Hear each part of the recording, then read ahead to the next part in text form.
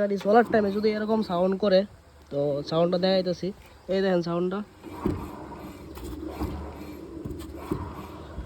তাহলে আপনি একটা গিজ ক্যান নেবেন, গিজ ক্যানের ভিতরে যেভাবে গিজ ডুয়াইতেছে এভাবে গিজ ডুয়াই সেটা আপনার চাকা গিজ করতে লাগবো।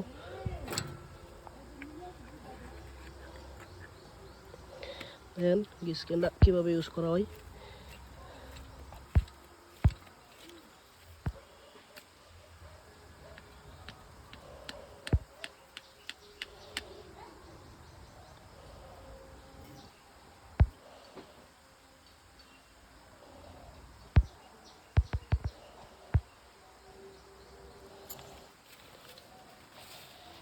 এই জায়গার ভিতরে গিজ ক্যানের মাত্রা লাগাইতে লাগবো। এই জায়গাটা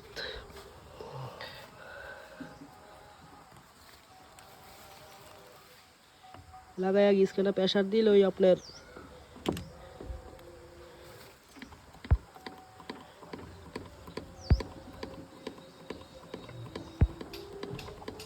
দেখেন এদিকে গিজ ক্যান দিয়ে প্রেশার দিতেছে, আর গিজ যত ময়লা গিজ আছে এই সাইডে বাইরে যাবো।